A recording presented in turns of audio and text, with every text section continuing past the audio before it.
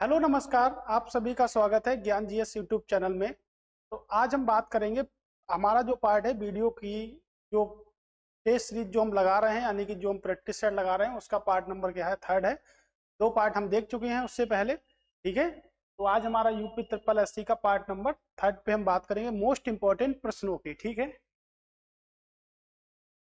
तो क्लास का शेड्यूल आप देख लीजिएगा, ठीक है। यही हमारा शेड्यूल है, डेली आपके साथ हम डिस्कस कर रहे हैं इसको, ठीक है। क्या रहा है हमारे शेड्यूल को, चलिए, ठीक है। व्हाट्सअप ग्रुप भी आप ज्वाइन कर सकते हैं, ठीक है। ये हमारा व्हाट्सअप नंबर है 9410024474, ठीक है। चलिए, पहला प्रश्न आपके सामने आ चुका है स्क्रीन पे, तो देखते हैं पहला प्रश्न क्या है। तो पहला प्रश्न ही आपके लिए मोस्ट इंपोर्टेंट साबित होगा, यानी कि हर प्रश्न आपके लिए मोस्ट इंपोर्टेंट है, ठीक है। तो पहला प्रश्न है कि किस भारतीय शासक ने कलिंग युद्ध लड़ा था। किस भारतीय शासक ने क्या लड़ा था, कलिंग युद्ध लड़ा था। समुद्रगुप्त है ऑप्शन आपका, दूसरा है चंद्रगुप्त, तीसरा है शिवाजी और चौथा है आपका अशोक, यानी कि सम्राट अशोक की बात कर रहे हैं। तो देखते हैं, समुद्रगुप्त की अगर बात करेंगे तो समुद्रगुप्त का एक दरबारी कवि रहे हैं जिनको हम कहते हैं हरिसेन। कौन है दरबारी कवि? हरिसेन आपके दरबारी कवि थे इनके। इन्होंने क्या करा था, प्रयाग स्तंभ लेख को लिखा था। प्रयाग स्तंभ लेख को लिखा था, ठीक है। तो जो प्रयाग स्तंभ लेख था, ये पहले कहां पर था, आपके कौशाम्बी में था। कौशाम्बी से इसे अकबर के शासनकाल में जहांगीर के द्वारा इसे इलाहाबाद में स्थापित करा दिया गया। तो आपका प्रयाग स्तंभ लेख से नाम से इसे जानते हैं हम। उसके बाद अगर बात करेंगे तो समुद्रगुप्त को हम क्या कहते थे, भारत का नेपोलियन कहते थे।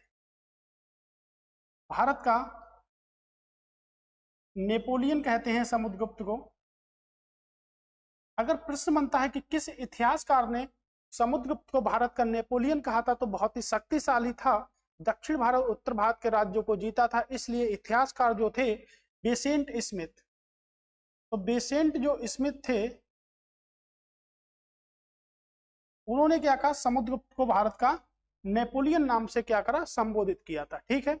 उसके बाद जो पॉइंट हमारा बनता है, चंद्रगुप्त की बात करेंगे तो चंद्रगुप्त मौर्य, यानी कि मौर्य वंश के संस्थापक कौन थे, चंद्रगुप्त मौर्य थे। उसके बाद अगर हम बात करेंगे शिवाजी की, तो शिवाजी की अगर यहाँ से हम बात करते हैं, तो शिवाजी का जन्म जो हुआ था वो मराठा साम्राज्य में हुआ था।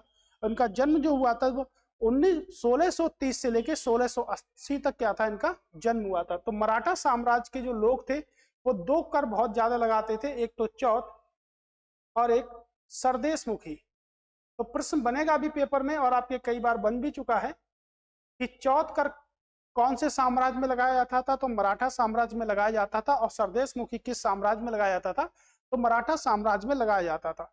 जो आपके शिवाजी थे, तो इन्होंने 1674 में जब इनका राज्याभिषेक हुआ था, तो इन्होंने छत्रपति की शिवा की उपाधि ग्रहण की, और यहीं से हम इनको कहने लगे छत्रपति शिवाजी। क्या कहने लगे इनको, छत्रपति शिवाजी कहने लगे। तो प्रश्न है कि अब प्रश्न का आंसर अभी तक मिला हमको नहीं मिला है, कि किस भारतीय शासक ने कलिंग युद्ध को लड़ा था। किस युद्ध को लड़ा था, कलिंग के युद्ध को लड़ा था। तो देखते हैं क्या होगा राइट आंसर। तो राइट आंसर हमारा होगा आपके अशोक। तो अशोक जो राजा थे, इन्होंने क्या करा था, कलिंग युद्ध को लड़ा था। तो आइए समझते हैं कलिंग युद्ध क्या है।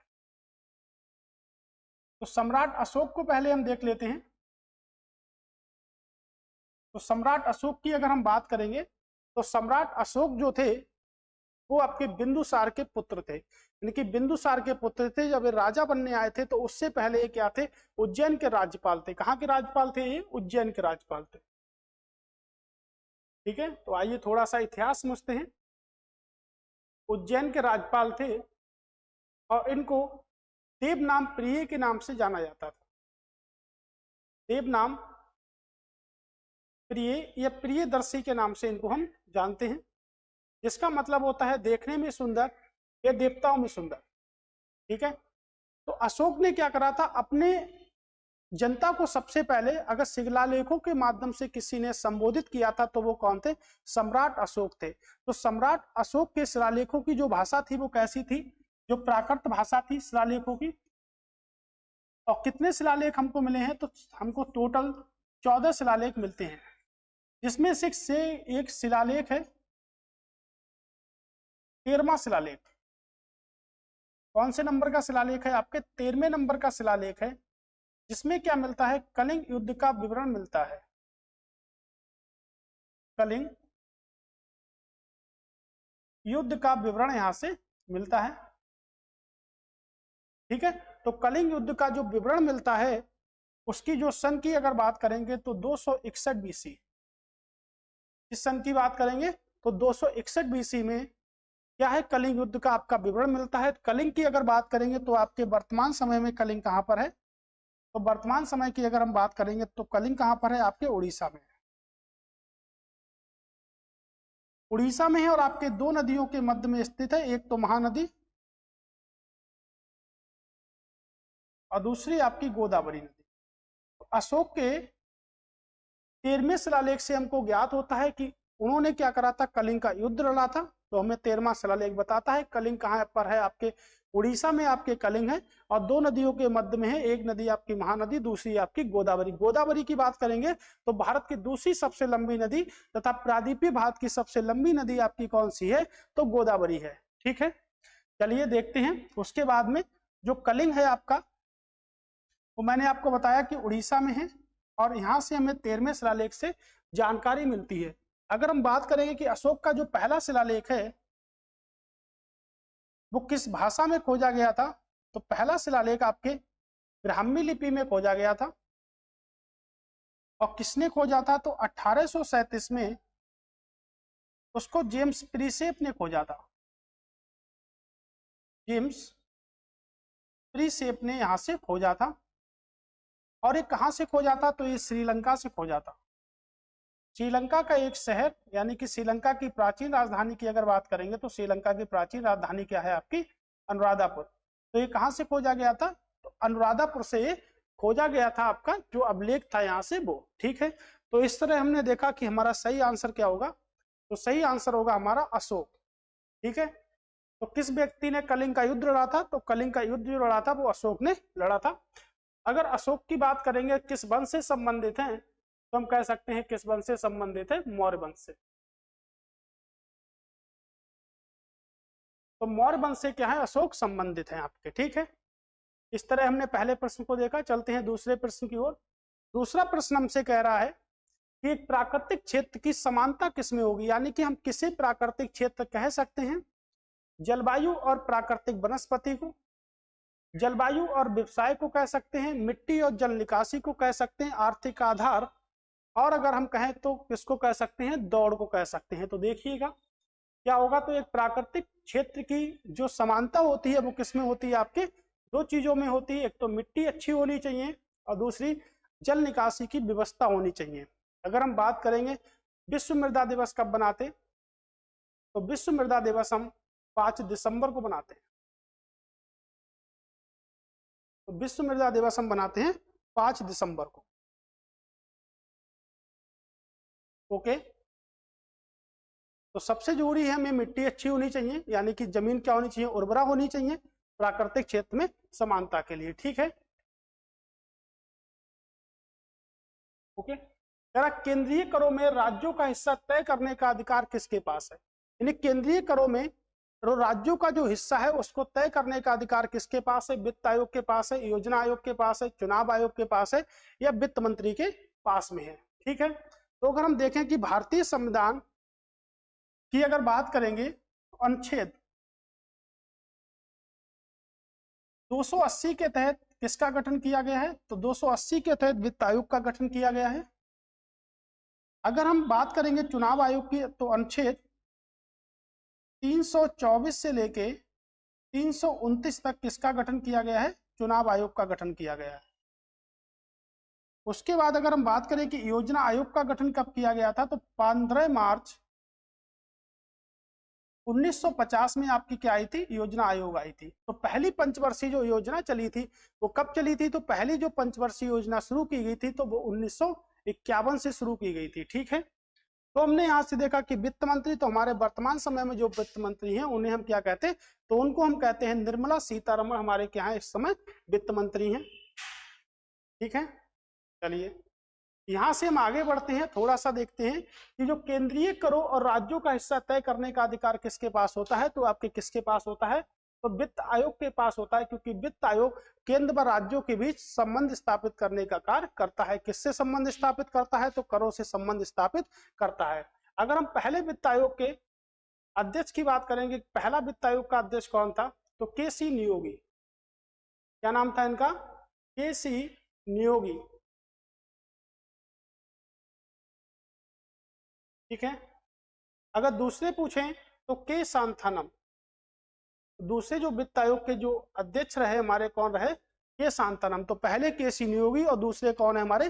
के शांतानम है। फिर उसके बाद अगर हम यहां से और बात करें, ठीक है, देखिएगा कि अगर हम बात करें कि चुनाव आयोग आपके किस भाग में है भारतीय संविधान के, तो भाग नंबर आपके किस में है? 15 के अंतर्गत आपका चुनाव आयोग आता है और आपका अनुच्छेद संबंधित है 324 से लेके 329 तक। तो भारत के संविधान में क्या संवैधानिक दर्जा प्राप्त है?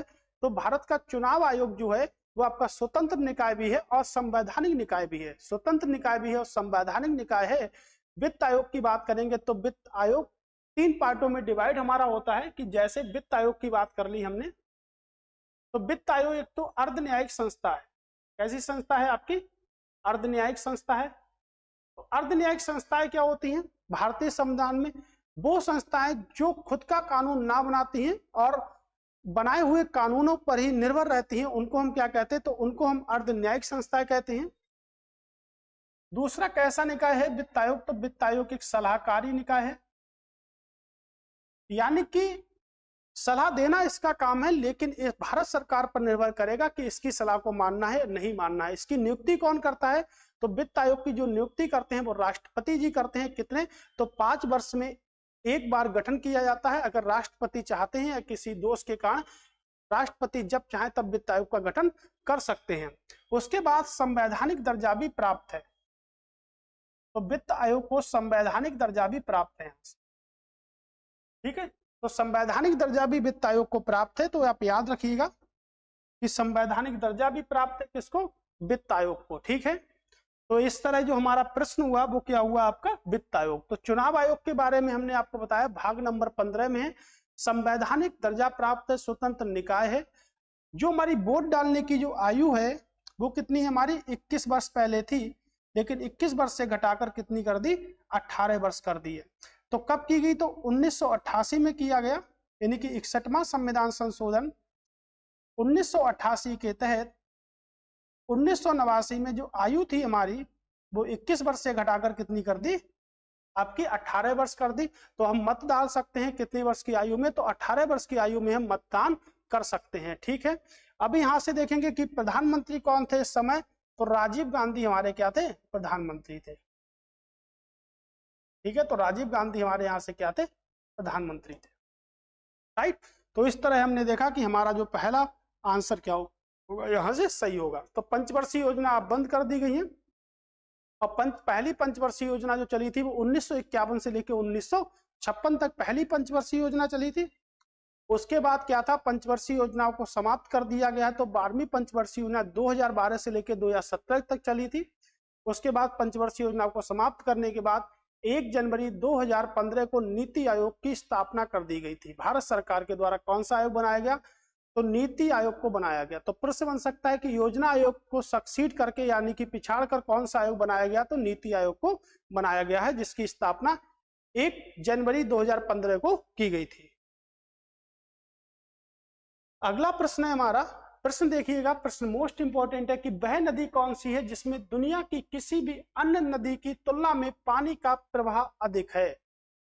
ठीक है, प्रश्न फिर से पढ़िएगा, क्या है कि वह नदी कौन सी है दुनिया की जिसमें दुनिया की किसी भी नदी की तुलना में पानी का अधिक प्रवाह है? ठीक है, नदी होंगोंग आपकी है, अमेजन नदी है, जायरे नदी है या आपकी नील नदी है? तो अगर हम बात करेंगे तो दक्षिण अमेरिका में बहने वाली जो नदी है उसको हम क्या कहते हैं?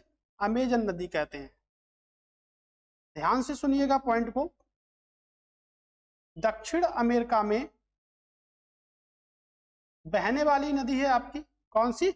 अमेजन नदी। तो दक्षिण अमेरिका में बहती है आपकी अमेजन नदी। अगर हम बात करेंगे आयतन के हिसाब से, अगर बात करेंगे आयतन के हिसाब से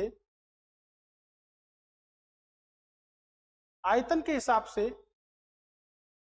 विश्व की दूसरी सबसे लंबी नदी है, या अगर बात करेंगे आयतन के हिसाब से विश्व की सबसे बड़ी नदी है, आयतन के हिसाब से विश्व की सबसे बड़ी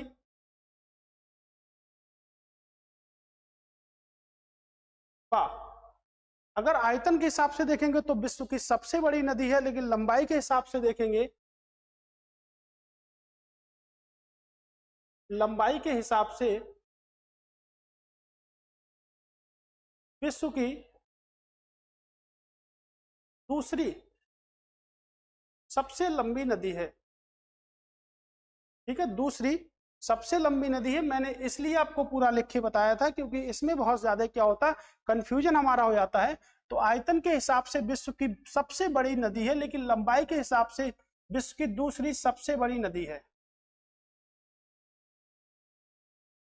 ठीक है, कहां पर बहती है तो आपको सभी को पता होना चाहिए कहां पर बहती है। तो दक्षिण अमेरिका में हमारी बहती है। किससे किससे सीमा बनाती है, तो ब्राजील से सीमा बनाएगी, पेरू से सीमा बनाएगी, इक्वेडोर से बनाएगी, बोलीविया से आपके बनाएगी, और आपके कोलंबिया से बनाती है। तो देखिएगा किससे किससे सीमा बनाती है। पेरू से सीमा बनाती है, ब्राजील से बनाएगी सीमा, कोलंबिया से बनाएगी, और आपके इक्वेडोर। ठीक है, तो इक्वेडोर से यहाँ पर सीमा बना रही है, यानी कि आपके 4 से सीमा बना रही है। ठीक है, और एक हमारा बचा है, किससे बना रही है, आपकी बोलीविया से सीमा बना रही है। तो अगर बात यहाँ से करेंगे कि क्या लंबाई है, तो लंबाई है इसकी 6400 किलोमीटर। किसकी, अमेजन नदी की। अमेजन नदी की जो लंबाई है वो कितनी है, 6400 किलोमीटर है। तो आयतन के हिसाब से अगर सबसे बड़ी नदी की बात करेंगे तो क्या होगी, हमारी अमेजन नदी होगी। बात कर लेते हैं नील नदी। अगर नील नदी की बात करेंगे तो संसार की सबसे लंबी नदी है, जो अफ्रीका की सबसे लंबी नदियों में से आपके क्या है, एक है। ठीक है, तो नील नदी की अगर लंबाई की बात करेंगे तो कितनी है, 6650 किलोमीटर। कितनी है आपकी, 6650 किलोमीटर है। तो सही आंसर हमारा क्या होगा, तो सही आंसर आपका क्या होगा, अमेजन नदी। ठीक है, पानी के हिसाब से पूछा है तो क्या होगा आपका, अमेजन नदी राइट आंसर आपका होगा, ना कि नील नदी। ठीक है, तो याद रखिएगा कहां से निकलती है आपके, तो दक्षिण अफ्रीका यानी कि अफ्रीका महाद्वीप की सबसे लंबी नदी है। कहां से निकलेगी, आपके विक्टोरिया झील से। कहां से निकलेगी, विक्टोरिया झील से।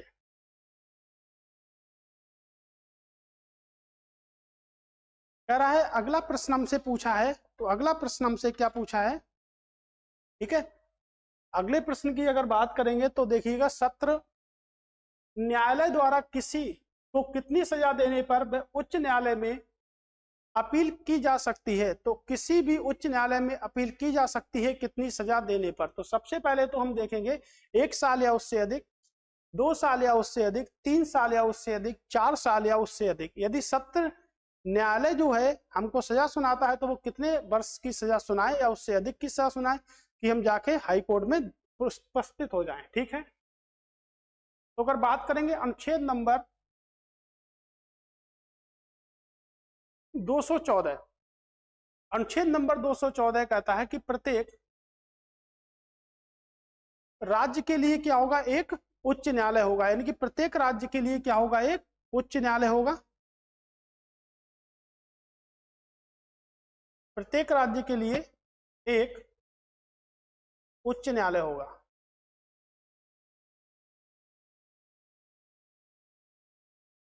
ठीक है, तो उच्च न्यायालय के जो मुख्य न्यायाधीश होंगे वो कितने वर्ष तक पद पर बने रह सकते हैं, तो 62 वर्ष की आयु तक पद पर बने रह सकते हैं।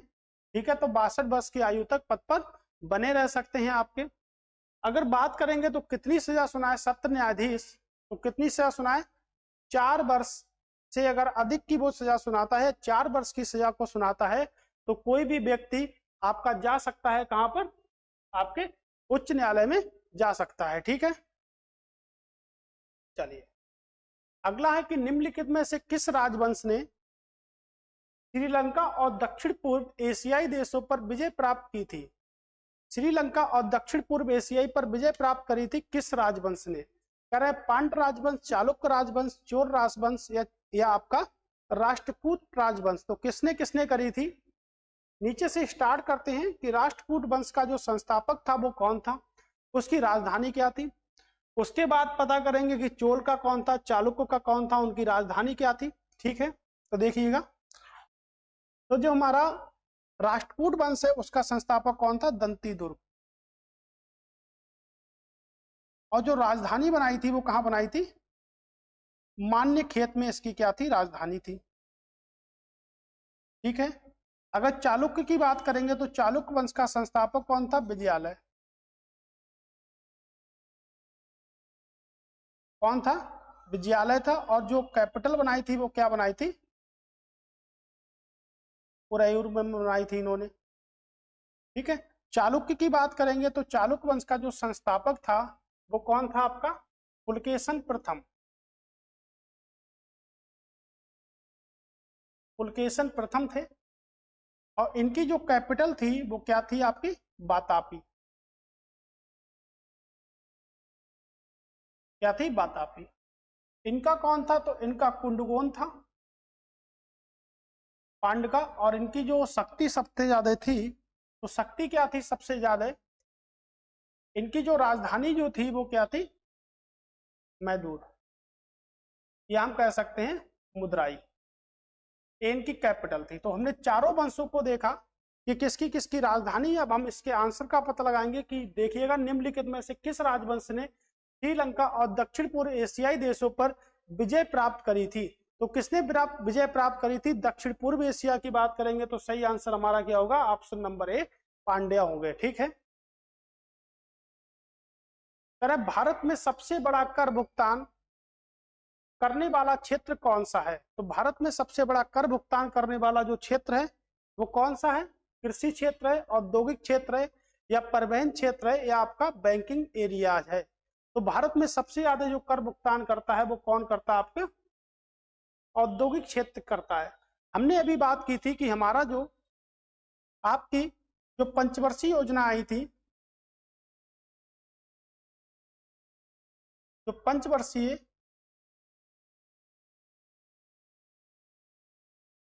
योजना जो आई थी वो कब आई थी? 1951 से।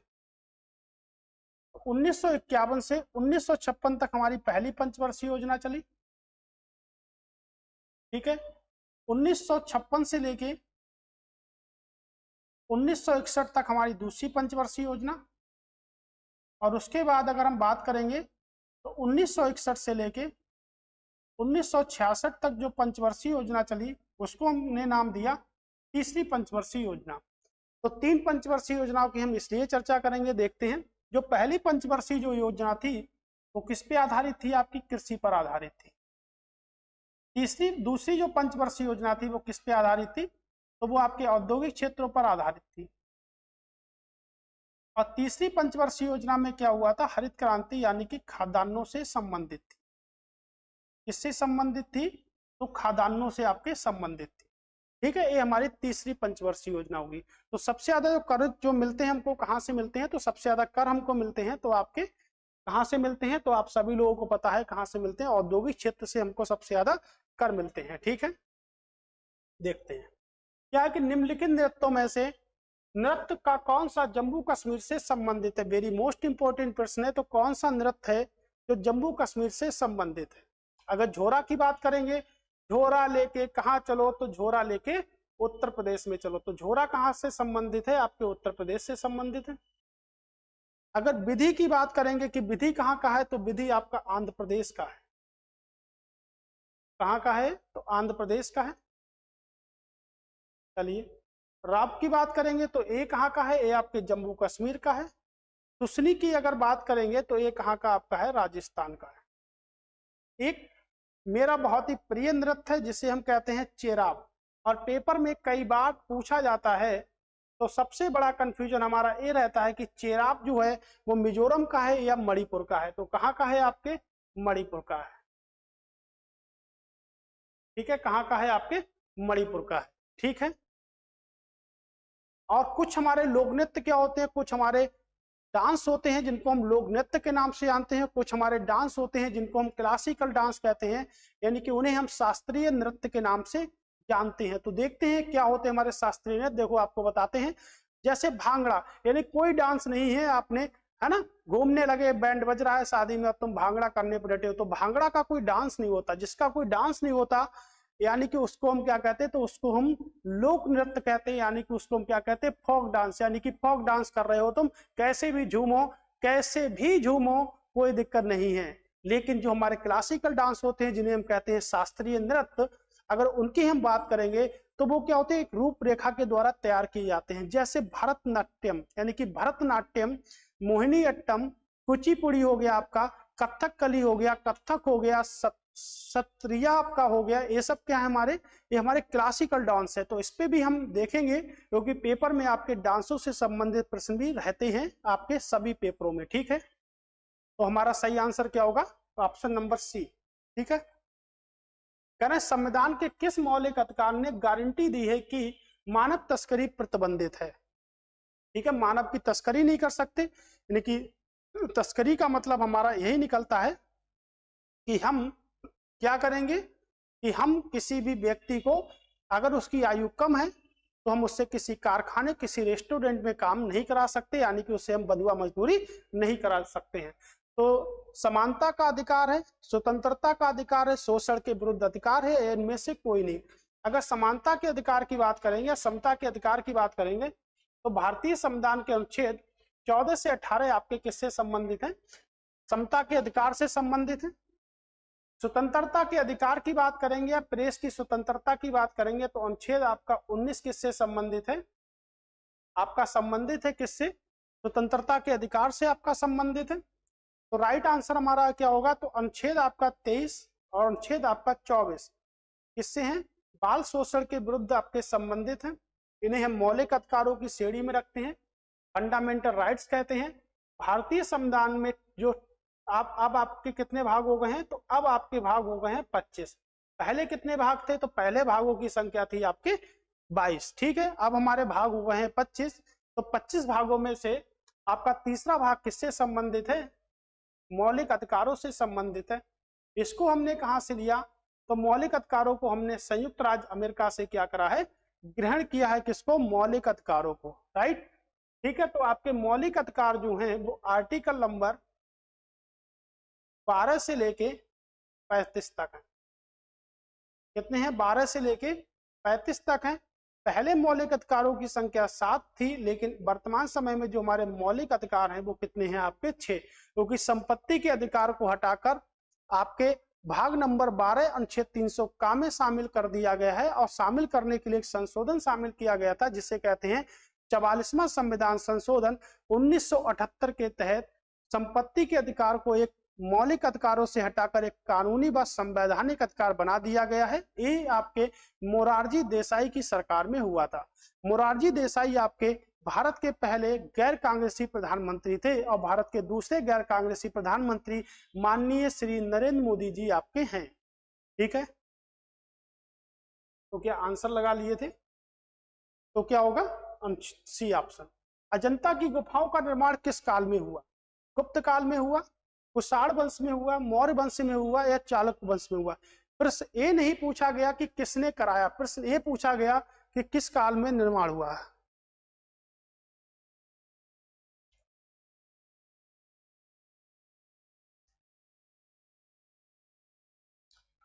ठीक है, अगर हम बात करेंगे तो अजंता की देखते हैं। अजंता की गुफाओं को पहली बात तो हम कहेंगे कि यूनेस्को में शामिल भी किया गया है। तो यूनेस्को में शामिल किया गया 1983 में। तो अजंता की गुफाओं को यूनेस्को में शामिल किया गया 1983 में। तो सबसे पहला पॉइंट तो हमारा यही बनता है। उसके बाद आपकी अगर बात करेंगे तो दूसरी शताब्दी से लेके 6ठी शताब्दी तक दो वंशों के मध्य इसका निर्माण किया गया। एक तो आपके सातवाहन वंश थे और दूसरे आपके पकाटाक वंश थे, ठीक है, वंश। तो इन वंशों ने क्या करा, इसका निर्माण में क्या करा, सहयोग करा, ठीक है। किसके निर्माण में सहयोग करा, तो आपके अजंता की गुफाओं के निर्माण में क्या करा, सहयोग करा। अगर बात करेंगे निर्माण किस काल में हुआ, तो निर्माण हुआ आपके गुप्त काल में क्या हुआ, निर्माण हुआ। ठीक है, इस समय जो सम्राट थे, तो सम्राट कौन थे जिनके समय में निर्माण हुआ, तो हरिसेन। हरिसेन क्या थे, यहाँ पे सम्राट थे। अगर बात करेंगे कहां पर है, तो महाराष्ट्र के औरंगाबाद जिले में स्थित, महाराष्ट्र के औरंगाबाद जिले में स्थित है, और उन्हें बौद्ध गुफाएं भी कहते हैं। महाराष्ट्र के औरंगाबाद जिले में स्थित है आपके। ठीक है, तो याद रखिएगा, ये हमारा क्या था, अजंता की गुफाओं से संबंधित था। कुषाण वंश की अगर हम बात करेंगे, तो कुषाण वंश का जो राजा हुआ था उसको हम क्या कहते हैं, उसको हम सबसे जो महत्वपूर्ण राजा था उसको हम कनिष्क के नाम से जानते हैं। और कनिष्क ने चौथी बौद्ध संगति का आयोजन किया था। तो चौथी बौद्ध संगति कहाँ हुई थी, आपके कुंडल वन में हुई थी। तो कुंडल वन में चौथी बौद्ध संगति का आयोजन किया था किसने, कनिष्क ने। ठीक है, इस जो इसके अध्यक्ष थे वो कौन थे, वसुदेव क्या थे, इसके अध्यक्ष थे। मौर्य वंश की अगर हम बात करेंगे तो मौर्य वंश का संस्थापक चंद्रगुप्त मौर्य था। चालुक्य वंश की बात अगर हम करेंगे तो चालुक्य वंश के संस्थापक पुलकेशन द्वितीय आपके थे। ठीक है, तो इस तरह हमारा जो प्रश्न का आंसर होगा क्या होगा, गुप्त काल होगा। ठीक है, निम्नलिखित में से कौन एक अदिश राशि है, तो अदिश राशियां किसे कहते हैं, सभी को पता भी होगा, नहीं पता तो सुनिएगा, कि वेग, बल, कोणीय वेग या इलेक्ट्रोस्टैटिक क्षमता। ठीक है, तो आपको मैं सिंपल सी परिभाषा बताता हूं। एक तो मैं बात करता हूं राशियों, तो राशियां जो होती है मेरी दो प्रकार की होती है, एक तो होती है अदिश और एक हमारी राशियां होती हैं सदिश। तो सदिश राशियां यानी कि वेक्टर क्वांटिटी या स्केलर क्वांटिटी। तो सदिश राशियां उन्हें हम कहते हैं जिनमें परिमाण के साथ में क्या होती है, दिशा भी होती है, यानी कि मैग्नीट्यूड के साथ में आपकी डायरेक्शन भी होती है। उन्हें हम क्या कहते हैं, तो उन्हें हम सदिश राशियों के नाम से जानते हैं। जैसे हम कह सकते हैं वेग हो गया, संवेग हो गया, आवेग हो गया, बल हो गया, विस्थापन हो गया, त्वरण हो गया। ठीक है, तो विस्थापन हो गया आपका, त्वरण, बल, संवेग, आवेग। ठीक है, तो ये सब हमारे क्या है, ये सब आपकी राशियां हैं। कैसी, सदिश राशियां। भार की बात कर सकते हैं, वैद्युत क्षेत्र की बात कर सकते हैं,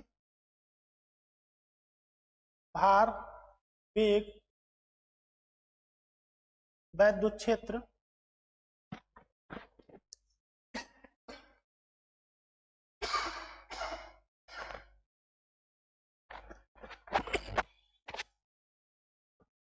ठीक है, यहां से बात हम कर सकते हैं। तो देखिएगा, आपको इसमें कुछ कॉमन चीज भी दिख रही होगी, यानी कि हम कहेंगे अगर बाप मुझको मिल जाए वाह, तो वो राशि कौन सी हो जाएगी, तो वो आपकी मैक्सिमम सदिश राशि हो जाएगी। अगर अदिश राशि की बात करेंगे तो चाल हो गया, दूरी हो गई, आयतन हो गया, घनत्व हो गया। ठीक है, चाल हो गई, दूरी हो गई, आयतन हो गया, ये सब हमारे क्या है। तो ये सब अगर इन सब की अगर हम बात करेंगे तो ये आपकी कैसी है, अदिश राशियां हैं। ताप हो गया, दाब हो गया, ताप की बात कर ली, दाब की बात कर ली, कार्य की बात कर ली, ये सब कैसी हैं, तो ये सब हमारी कैसी हैं, अदिश राशियां। तो जिन राशियों में बा शब्द आता है वो सब कैसी राशियां कहलाती हैं, तो वो हमारी राशि कहलाती हैं आपकी। ठीक है, सदिश राशि आपकी कहलाती हैं। ठीक है, अकबर द्वारा बनाया गया जो पूजा का जो हॉल था उसका क्या नाम था, दीवाने खास था, दीवाने आम था, या इबादत खाना था, या बुलंद दरवाजा था। ठीक है, तो अकबर ने क्या करा था, धार्मिक चर्चाओं के लिए एक पूजा का हॉल बनवाया था। उसको क्या कहते थे, उसको इबादत खाना कहते थे। तो इबादत खाने का जो निर्माण कराया अकबर ने, कब कराया, 1575 में अकबर ने क्या कराया था, इबादत खाने का निर्माण कराया था। ठीक है, इबादत खाने का जो निर्माण कराया था वो 1575 में कराया था, जिसमें क्या था, फतेहपुर सीकरी में कराया था। इसमें धार्मिक चर्चाएं की जाती थी। इसमें कौन सी चर्चाएं की जाती थी, तो धार्मिक चर्चाएं की जाती थी। ठीक है, तो बुलंद दरवाजे का निर्माण भी अकबर ने कराया था गुजरात विजय के बाद। तो गुजरात विजय के बाद किस स्मारक का या किस दरवाजे का निर्माण कराया, तो बुलंद दरवाजे का निर्माण कराया। ये भी आपके कहां पर है, ये भी आपके फतेहपुर सीकरी में है। अगर अकबर की बात करेंगे तो अकबर का जो शासन टाइम है वो 1556 से लेके 1605 है। यानी कि भारत में ब्रिटिश ईस्ट इंडिया कंपनी जब 31 दिसंबर 1600 को स्थापित हुई तो उस समय मुगल बादशाह कौन था? तो उस समय अगर मुगल बादशाह की बात करेंगे तो उस समय जो मुगल बादशाह थे तो वो कौन थे? आपके अकबर उस समय भारत के मुगल बादशाह थे। ठीक है, तो इसके बाद अगर बहुत सारे जैसे पानीपत का तृतीय युद्ध भी हुआ था, पानीपत का जो तृतीय युद्ध हुआ था, ठीक है, वो किसके किसके मध्य हुआ था? तो अकबर और आपके हेमू के मध्य हुआ था। ठीक है, तो पानीपत का, सॉरी पानीपत का द्वितीय युद्ध, तृतीय युद्ध नहीं, पानीपत का द्वितीय युद्ध। ठीक है, कब हुआ था? 1556। ठीक है, तो ऐसे बहुत सारे पॉइंट हैं, तो अकबर की हम विस्तृत चर्चा में देखेंगे इनको। कह रहे हैं सार्वजनिक बजट में शून्य पेश बजटिंग को पहली बार पेश किया गया था। पूछ रहा है कि सार्वजनिक जो सभी का जो बजट था उसमें सबसे पहले शून्य बजटिंग को कब पेश किया गया, यानी किसने पेश किया सबसे पहले? अमेरिका ने किया, यूके ने किया, फ्रांस ने किया, या आपके स्वीडन ने किया? ठीक है, तो किसने किया भाई? आपके फ्रांस ने किया है, जिसकी कैपिटल क्या है? वाशिंगटन है। ठीक है, अगर हम बात करेंगे कि भारत का पहला बजट किसने पेश किया, ये पहली बार बजट किसने पेश किया, तो पहली बार अगर हम बजट की बात करेंगे तो पहली बार जो बजट हुआ था वो आपका 1860 में हुआ था। कब हुआ था? 7 अप्रैल 1860 में हुआ था। तो 7 अप्रैल 1860 में सबसे पहला जो बजट हुआ था वो किसने करा था? जेम्स विल्सन ने प्रस्तुत किया था। तो उस बजट को जो प्रस्तुत किया था वो किसने किया था? जेम्स विल्सन ने उस बजट को प्रस्तुत किया था। जब भारत आजाद हो गया था तो भारत की आजादी का जो बजट पेश हुआ था वो 26 नवंबर 1947 को भारत के पहले वित्त मंत्री आर के षणमुखम चेट्टी, षणमुखम चेट्टी, ठीक है, आर के चेट्टी ने क्या करा था? इसको दिया था। तो भारत का पहला बजट जो था वो किसने पेश किया था? आर के षणमुखम चेट्टी ने क्या करा था? इसको प्रस्तुत किया था 26 नवंबर 1947 को। और पहला बजट जो पेश किया था जेम्स विल्सन ने प्रस्तुत किया था आपका पहला बजट। ठीक है, अगर बजट की बात करेंगे तो भारतीय संविधान में बजट शब्द की कहीं चर्चा नहीं की जाती है। तो बजट शब्द भारतीय संविधान में कहीं आता नहीं है, लेकिन भारतीय संविधान में एक अनुच्छेद है जिसे हम कहते हैं 112। तो जो अनुच्छेद 112 है वो हमको क्या बताता है कि वित्तीय वार्षिक विवरण है। क्या है? वित्तीय वार्षिक विवरण है। ये हमको अनुच्छेद 118 हमको बताता है कि क्या है? वित्तीय वार्षिक विवरण है। तो इसी को हम क्या मानते हैं? बजट मानते हैं, वित्तीय वार्षिक विवरण। ठीक है, तो यहीं पर हम इसको क्या मानते हैं? इसी को हम क्या मानते हैं? बजट के नाम से जानते हैं। अगला प्रश्न है कि निम्नलिखित में से किसने शून्य के सिद्धांत को प्रतिपादित किया था? चरक ने किया था, चाणक्य ने किया था, आर्यभट्ट ने किया था, या बरहामीर ने किया था? तो किसने किसने किया था?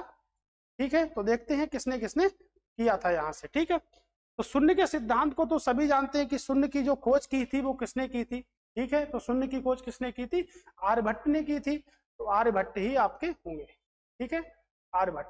अगर हम बात करें दो व्यक्तियों की, एक तो हम बात करें आर्यभट्ट की और दूसरी बात अगर यहां से हम करें कालिदास की। अपने समय के दोनों महान व्यक्ति थे। तो अगर कालिदास की यहां से बात करें और आर्यभट्ट की बात को अगर यहां से करते हैं तो किसके समय में थे दोनों व्यक्ति? तो चंद्रगुप्त द्वितीय के समय में थे। चंद्रगुप्त द्वितीय के समय में रहे थे। तो चंद्रगुप्त द्वितीय के नवरत्नों में क्या थे? शामिल थे। और चंद्रगुप्त द्वितीय के समय पहला चीनी यात्री भारत आया था जिसका नाम क्या था? फाइयान। तो फाइयान चीनी यात्री था जो चंद्रगुप्त द्वितीय के समय में क्या आया था? भारत आया था। तो भारत आने वाला पहला चीनी यात्री था। तो आर्यभट्ट और कालिदास को किसका संरक्षण प्रदान था? तो आर्यभट्ट और जो कालिदास थे इनको किसका संरक्षण प्रदान था? तो इनका संरक्षण जो प्रदान था वो किसका था? आपके चंद्रगुप्त द्वितीय का था। अगर हम चाणक्य की बात करेंगे तो चंद्रगुप्त मौर्य के क्या थे? प्रधानमंत्री थे। तो चंद्रगुप्त मौर्य के प्रधानमंत्री रहे थे। और इन्होंने एक पुस्तक लिखी थी जो थी हमारी अर्थशास्त्र। क्या पुस्तक थी? अर्थशास्त्र। ठीक है। अगर अर्थशास्त्र की बात अगर यहाँ से हम करते हैं तो अर्थशास्त्र को चौथी शताब्दी में लिखा गया था। किस शताब्दी में लिखा गया था? चौथी शताब्दी में लिखा गया था। और किसकी पुस्तक है? तो राजनीतिक सिद्धांतों की पुस्तक है।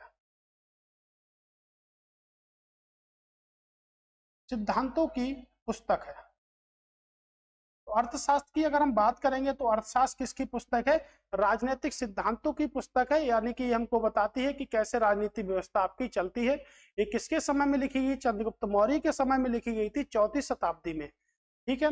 इसकी अगर बात करेंगे तो कौटल्य की अगर हम बात करेंगे तो चाणक्य को हम कई सारे नामों से जानते थे, जैसे कौटल्य और विष्णुगुप्त के नाम से भी इनको हम जानते थे। राइट, तो विष्णुगुप्त के नाम से भी इनको हम जानते थे। अगर हम चरक की बात करेंगे तो अभी हमने थोड़ी देर पढ़ा था कनिष्क। कनिष्क के दरबारी चिकित्सक थे, दरबारी चिकित्सक थे। और कनिष्क ने किसको संरक्षण दिया था? तो कनिष्क ने आपके अश्वघोष को भी क्या दिया था? संरक्षण दिया था। तो कनिष्क ने अश्वघोष को भी संरक्षण दिया था। ठीक है। तो कनिष्क के दरबार में आपके अश्वघोष भी रहते थे, जिन्होंने किसकी रचना करी थी? बुद्ध चरित्र की रचना उन्होंने की थी। तो अश्वघोष ने भी किसकी रचना की थी? तो बुद्ध चरित्र की रचना किसने की थी? अशोक ने की थी। ठीक है। आर्यभट्ट ने कहा था कि पृथ्वी अपनी धुरी पर घूमती है, और शून्य के सिद्धांत को प्रतिपादित भी आर्यभट्ट ने ही किया था। अगर चरक संहिता की बात करेंगे, अभी देखिएगा यूपीपीसीएस 2023 में प्रश्न पूछा गया कि चरक संहिता में कितने भाग हैं और कितने अध्याय हैं। ठीक है। तो 8 भाग हैं और 120 क्या है? अध्याय है। 120 क्या है? अध्याय। यूपीपीसीएस 2023 में प्रश्न पूछा गया था ये आपके। तो 8 भाग हैं और 120 क्या है? अध्याय हैं आपके चरक संहिता में। किसको संरक्षण, किसका संरक्षण प्रदान था चरक को? तो चरक क्या थे? डॉक्टर साहब थे किसके? कनिष्क के। कनिष्क किस वंश से संबंधित थे? तो कुषाण वंश से संबंधित थे। और कनिष्क ने ही अश्वघोष को संरक्षण दिया था, जिन्होंने बुद्ध चरित्र की रचना की थी। ठीक है। आर्यभट्ट ने क्या कहा? पृथ्वी अपनी धुरी पर घूमती है। तो इस तरह प्रश्न का आंसर क्या होगा? सी। करें इंटरनेट से सूचना लेने के लिए किस एप्लीकेशन या किस अनुप्रयोग का प्रयोग किया जाता है? Operating system, web browser, Microsoft word या सिस्टम सॉफ्टवेयर। ठीक है। तो किसका करते हैं हम? वेब ब्राउजर का करते हैं। ठीक है। किसका करते हैं? तो वेब ब्राउजर का करते हैं। अगर बात करेंगे इंटरनेट की खोज किसने करी? इंटरनेट की खोज किसने करी? और दूसरा पॉइंट आपको मैं बताऊंगा कि इंटरनेट का जनक किसे कहते हैं। इंटरनेट की खोज किसने करी और इंटरनेट का जनक किसे कहते हैं? दोनों अलग अलग पॉइंट हैं। इंटरनेट की जो खोज करी है वो किसने करी है? ठीक है। और जो जनक है वो कौन है? आपके बिंट शेर्फ क्या है? जनक है। इंटरनेट की जो खोज करी है वो किसने करी है? टिम वर्सनल ली ने करी थी। और कब खोजा था इंटरनेट को? तो 1969 में इंटरनेट को खोजा गया था, यानी कि ज्यादा दूर नहीं है हमसे। अगर हम बात करेंगे तो आज से कम 53 वर्ष पहले ही हमारा क्या हुआ था? इंटरनेट को खोजा गया था। 1969 में इंटरनेट को खोजा गया था। 53 से 54 वर्ष के अंतर्गत हमसे खोजा गया था। ठीक है। तो याद रखिएगा। तो इस तरह हमने प्रश्न का आंसर देख लिया। आगे बढ़ते हैं कि भारतीय संविधान के किस अनुच्छेद में आपातकाल का विवरण है? अनुच्छेद 350, अनुच्छेद 352, अनुच्छेद 312 या अनुच्छेद 280? देखते हैं क्या है हमारा राइट आंसर। हमने अभी डिटेल चर्चा करी थी अनुच्छेद नंबर 280 की। ठीक है। तो वित्त आयोग है आपके अनुच्छेद नंबर 280 में। ठीक है। तो थोड़ा सा लिख लेते हैं कि क्या है आपका? वित्त आयोग है। ठीक है। ओके। तो यहां से वित्त आयोग हो गया। अगर हम आपातकाल की बात करेंगे, चलिए आपातकाल की बात करते हैं। तो भारतीय संविधान में 3 प्रकार के आपातकाल बताए गए हैं। ठीक है। कितने प्रकार के आपातकाल बताए गए हैं? 3 प्रकार के आपातकाल बताए गए हैं। एक तो राष्ट्रीय आपातकाल,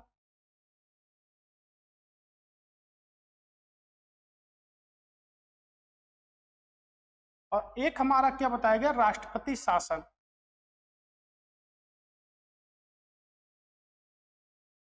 राष्ट्रपति शासन। उसके बाद जो हमारा पॉइंट जो बताया गया था वो क्या बताया गया था, वित्तीय, क्या बताया गया था, वित्तीय आपातकाल।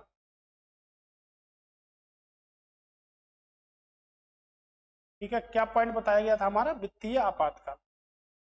तो कुछ 3 पॉइंट हमारे आपातकाल से संबंधित हैं। अगर आपातकाल की बात करेंगे कि भारतीय संविधान के किस भाग में आपातकाल का विवरण है, तो भाग नंबर आपके, अगर भाग नंबर की बात करेंगे तो 18 है।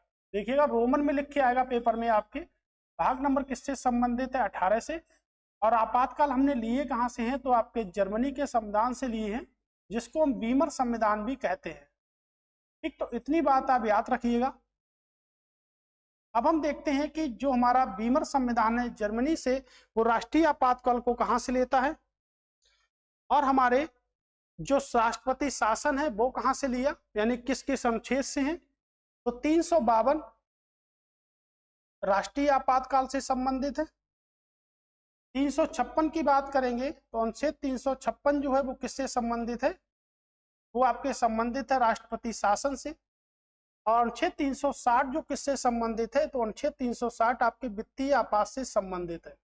अब एक प्रश्न पेपर में बहुत ही जोरदार बनता है, जोरदार का मतलब यह है बहुत ही महत्वपूर्ण प्रश्न बनता है कि भारतीय संविधान के कौन से अनुच्छेद का प्रयोग अभी तक नहीं किया गया है। तो भारत में कभी भी वित्तीय आपातकाल नहीं लगा है, इसलिए भारतीय संविधान ने कभी भी अनुच्छेद 360 का कभी भी प्रयोग नहीं किया है। ठीक है, तो अनुच्छेद 360 का प्रयोग कभी नहीं किया गया। तो इसमें देख लीजिएगा इसमें कौन सा आंसर सही है, हमारा 352 आंसर क्या है हमारा सही है। अगर हम बात करेंगे 312 की, तो किसी राज्य या आपका जो संघ शासित जो प्रदेश है वो 2 या 2 से अधिक अखिल भारतीय सेवाओं का गठन कर सकता है, अनुच्छेद नंबर 312 के अंतर्गत आता है। ठीक है, ओके, तो हमने देखा कि हमारे सभी अनुच्छेद कंप्लीट हो गए। ठीक है, ये आपकी भाषा से संबंधित है, कौन सा 350 आपकी भाषा संबंधित है। लेकिन अगर मैं यहाँ पे जो महत्वपूर्ण अनुच्छेद है 350 ए, अगर मैं यहाँ से ए को जोड़ देता तो क्या होता, भाषीय अल्पसंख्यकों के लिए विशेष अधिकारी की नियुक्ति, भाषीय अल्पसंख्यकों के लिए विशेष अधिकारी की नियुक्ति 350 ए के अंतर्गत कौन करेगा, तो राष्ट्रपति करेंगे। विशेष अल्पसंख्यकों के लिए नियुक्ति करेंगे कौन, राष्ट्रपति, 350 के अंतर्गत। ठीक है, तो अल्पसंख्यक की अगर हम बात कर लें तो अल्पसंख्यक भारत में कितने हैं, तो अल्पसंख्यक भारत में पहले तो 5 थे, लेकिन 2014 से 6 हो गए। तो सबसे बड़े जो अल्पसंख्यक हैं वो क्या है, मुस्लिम। उसके बाद हमारे आते हैं, यानी कि सिख आते हैं, ईसाई आते हैं, पारसी आते हैं और आपके बौद्ध आते हैं। तो कुल मिला के हमारे पास थे। उसके बाद में क्या था, तो 2014 में जैन धर्म को भी क्या कर दिया गया था, शामिल कर दिया गया। तो अल्पसंख्यक की श्रेणियां आप कितनी हैं, आपके 6 अल्पसंख्यक हैं।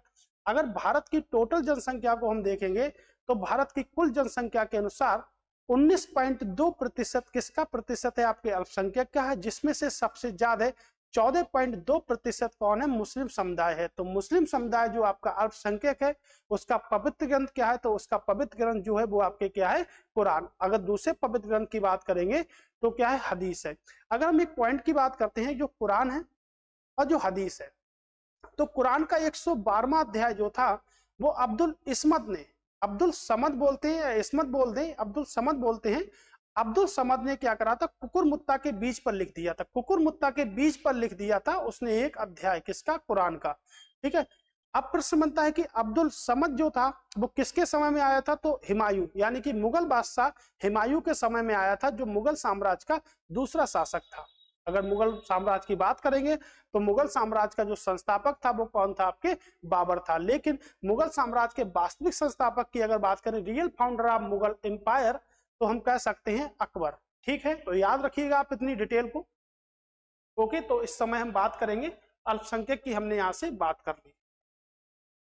ठीक है, कहना बारदोली आंदोलन, जो बारदोली सत्याग्रह जो आंदोलन था, इसका नेतृत्व किसने किया, महात्मा गांधी ने किया, रविन्द्रनाथ टैगोर ने किया, सरदार वल्लभ भाई पटेल ने किया, ये चित्तरंजन दास ने किया। तो बारदोली सत्याग्रह आपके कब था, 1928 में था, और ये कहां पर हुआ था, आपके गुजरात में हुआ था। तो आइए देख लेते हैं बारदोली सत्याग्रह। तो प्रश्न अगर पूछा जाएगा कि बारदोली सत्याग्रह का कारण क्या था। तो करों की दरों को बढ़ा दिया था, ये बारदोली सत्याग्रह का प्रमुख कारण था। इसमें आमंत्रित किया गया था गांधी जी को, लेकिन कुछ काम के कारण गांधी जी ने अपने प्रतिनिधि के रूप में सरदार वल्लभ भाई पटेल को वहां पर भेज दिया था। किसको भेज दिया था? सरदार वल्लभ भाई पटेल को वहां पर भेज दिया था। उसके बाद क्या हुआ, जो कर की जो दर थी वो कितनी थी? इतनी दर थी आपकी 6.03%, लेकिन ब्रिटिश हुकूमत ने बढ़ाकर उसको कितना कर दिया? 22% कर दिया। अब सरदार वल्लभ भाई पटेल, तो पहले वल्लभ भाई पटेल थे, लेकिन क्या था कि सरदार वल्लभ भाई पटेल वहां पर गए और उन्होंने देखा, उन्होंने उसका विचार किया। विचार ये किया कि किस किसान का नाम लिस्ट में आ रहा है जिससे कर की वसूली आज शाम को की जाएगी। तो उससे क्या करते थे, वसूली हम दो ही प्रकार से कर सकते थे, या तो सिग्नेचर से या कैश से कर सकते थे, अंगूठा लगाकर कर सकते थे। यानी कि जो व्यक्ति पढ़े लिखे नहीं थे उनका अंगूठा लगा लेते थे, और जो व्यक्ति पढ़े लिखे थे उनसे क्या करा देती, ब्रिटिश हुकूमत सिग्नेचर करा लेती थी। अब बात बनती है कि ब्रिटिश हुकूमत ने क्या कर ले पाया या नहीं ले पाया। तो ब्रिटिश हुकूमत जिस व्यक्ति का नाम लिस्ट में होता था, यानी कि पता चलता था कि इसकी आज जमीन क्या होगी, इससे कर कितना वसूला, 22% वसूला जाएगा। कर था कितना, 6% था। तो सरदार वल्लभ भाई पटेल उस व्यक्ति को गायब कर देते थे। तो ब्रिटिश हुकूमत ढूंढती रहती थी लेकिन नहीं मिलते थे वो, ठीक है, फिर से ढूंढा, फिर से नहीं मिलते। तो इसलिए ब्रिटिश हुकूमत ने क्या करा, सरदार वल्लभ भाई पटेल की हाथ जोड़ लिया, बोले सर हम जितना कर आप लोग हमको देते थे उतना ही कर हमको चाहिए। तो वही कर दिया गया, यानी कर की जो दरें थी वो नहीं बढ़नी थी। इस कारण बारदोली के लोग इतने ज्यादा खुश हो गए, किससे, वल्लभ भाई पटेल से, और उन्होंने किसकी उपाधि दे दी, इन्हें सरदार की उपाधि से सम्मानित कर दिया। तो इसका सही आंसर क्या होगा, सरदार वल्लभ भाई पटेल।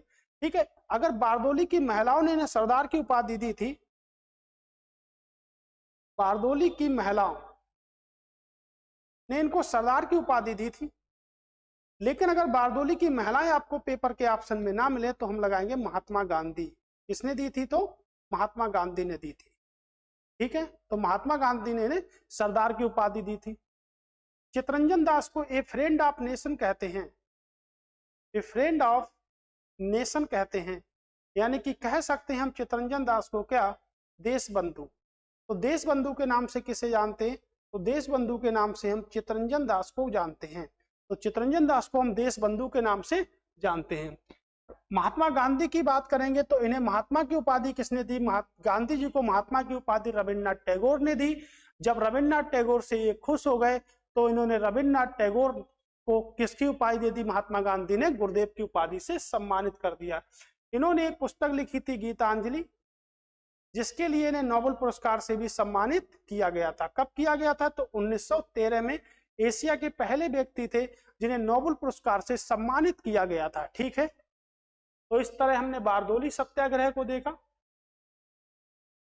एक बच्चा पूछ रहा है कि चंपारण कब हुआ? 1917 में हुआ था। गांधी जी को आमंत्रित करा था राजकुमार शुक्ल ने। किसने आमंत्रित किया था? राजकुमार शुक्ल ने। चंपारण बिहार में था, नील की खेती के विरुद्ध हुआ था। साबुन का बुलबुला के कारण ऊपर आता है, यानी कि गोलाकार हो जाता है, तो किसके कारण? जड़त्व के कारण, दाब के कारण, पृष्ठ तनाव के कारण। ये बहुत ही सिंपल प्रश्न है, किसके कारण होता है? तो पृष्ठ तनाव के कारण आपका बुलबुला जो होता है वो ऊपर उठ जाता है।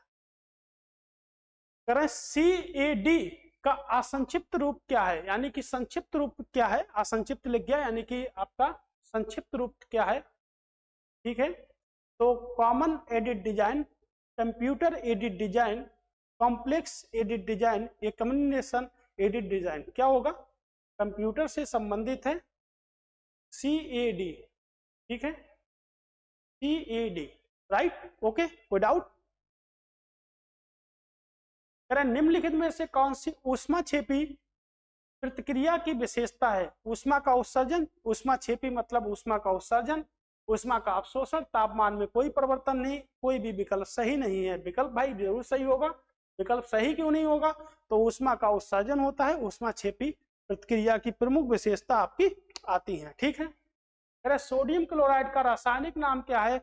इतना सिंपल प्रश्न, ऑप्शन पढ़ने की जरूरत ही नहीं है। NaCl। क्या होगा? NaCl, जिसको हम क्या बोलते हैं? नमक के नाम से जानते हैं। ठीक है, अरे भूमंडलीय तापमान ग्लोबल वार्मिंग की घटनाओं में सबसे अधिक योगदान किस गैस का है? मीथेन का है, क्लोरोफ्लोरोकार्बन का है, नाइट्रोजन डाइऑक्साइड का है, या आपके कार्बन डाइऑक्साइड का है? भूमंडलीय ऊष्मीय कण की बात कर रहा है, यानी कि ग्रीन हाउस हरित गैस प्रभाव की बात करता है।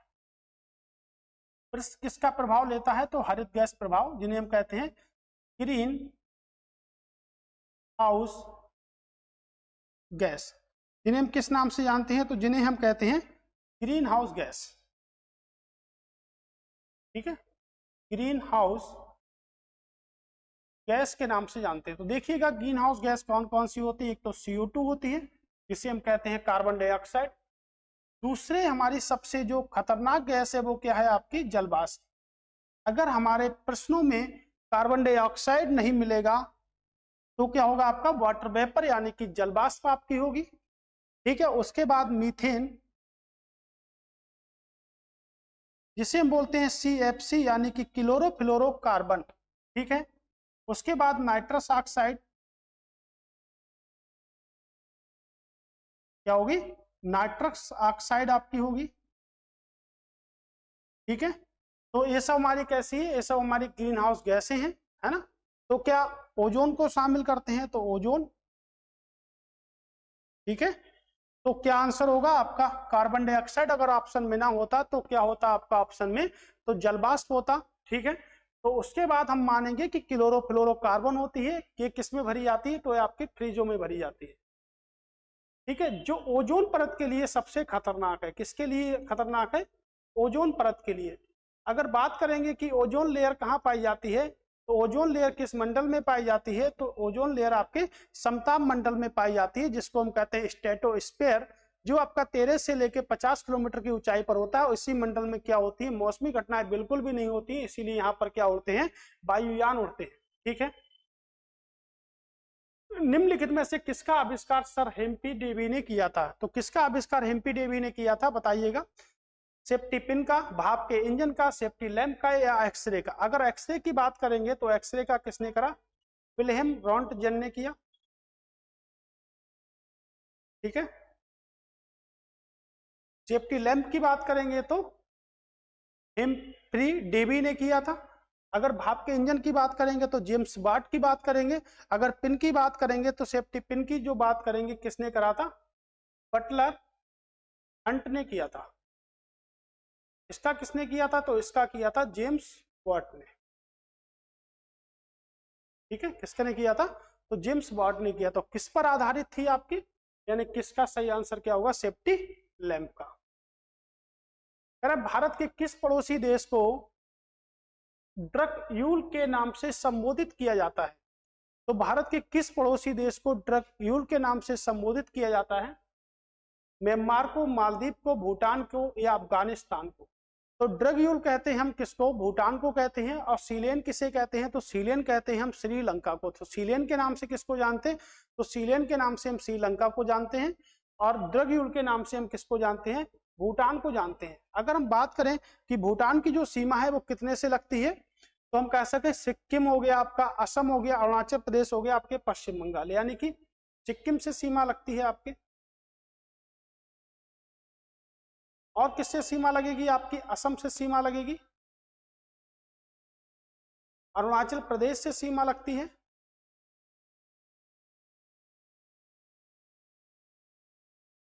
उसके बाद अगर बात करेंगे तो पश्चिम बंगाल से सीमा लगती है। किससे सीमा लग रही है आपकी? पश्चिम बंगाल से। तो यहां से देखा हमने 4 राज्यों से सीमा लगती है। अब देखते हैं कि म्यांमार की सीमा किससे लगती है। तो देखिएगा अरुणाचल प्रदेश से इसकी भी सीमा लगती है। किससे लगती है आपके? अरुणाचल प्रदेश से। उसके बाद मिजोरम से सीमा लग रही है, मिजोरम से माँ से मणिपुर, मणिपुर से भी सीमा लगती है। और अगर बात करेंगे तो किससे सीमा लग रही है आपकी? नागालैंड से सीमा लगती है।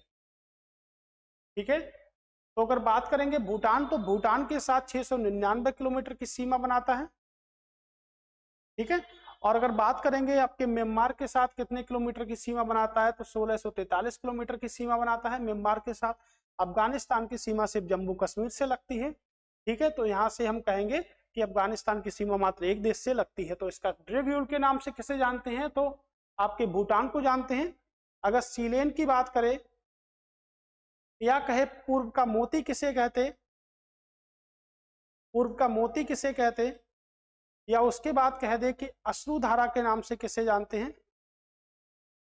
तो हम सभी में कह सकते हैं किसको जानते हैं, तो जानते हैं हम किसको, तो जानते हैं सिर्फ हम किसको, श्रीलंका को। किसको जानते हैं, श्रीलंका को जानते हैं। 1978 में लंका से नाम क्या हो गया, श्रीलंका हो गया था। श्रीलंका की प्राचीन राजधानी की बात करेंगे तो श्रीलंका की जो प्राचीन राजधानी थी वो क्या थी, अनुराधापुर क्या थी, श्रीलंका की प्राचीन राजधानी आपकी थी। कह रहे हैं साइकिस का जो प्रबल मूल किसमें सहायक होते हैं, तो प्रबल जो मूल हैं वो किसमें सहायक होते हैं, जल अपशोषण में होते हैं, जल अपशोषण में होते हैं, और नाइट्रोजन स्थिरीकरण में होते हैं, रिक्तक स्थान में होते हैं, या भोजन के परिवहन में होते हैं। तो क्या होगा इसका आंसर, तो इसका अगर सही आंसर की बात करेंगे तो साइकिस के जो प्रबल जो मूल होते हैं वो किसमें होते हैं, तो एक तो जल अपशोषण करते हैं वो, यानी कि जल को अवशोषित करते हैं, और नाइट्रोजन स्थिरीकरण में भी सहायक होते हैं। ठीक है, इंपॉर्टेंट है, आपके आरपीएफ एसआई में पूछा गया प्रश्न है तो इंपॉर्टेंट बनेगा। ठीक है, तो हमारी क्लास समाप्त हो चुकी है। यहीं तक हमने देखा है कि 25 प्रश्न थे हमारे। ठीक है, दोबारा हम फिर से मिलेंगे, तब तक आप सभी क्लासेस का क्या करें, टाइम टेबल को लिख लें ध्यान से, और इसी बेस पे हमारी क्लासेस चलती रहेंगी। ठीक है, पीडीएफ के लिए नंबर्स नोट कर लें आप लोग। ठीक है, ठीक है, थैंक्स फॉर वॉचिंग, फिर से मिलेंगे, तब तक के लिए नमस्कार।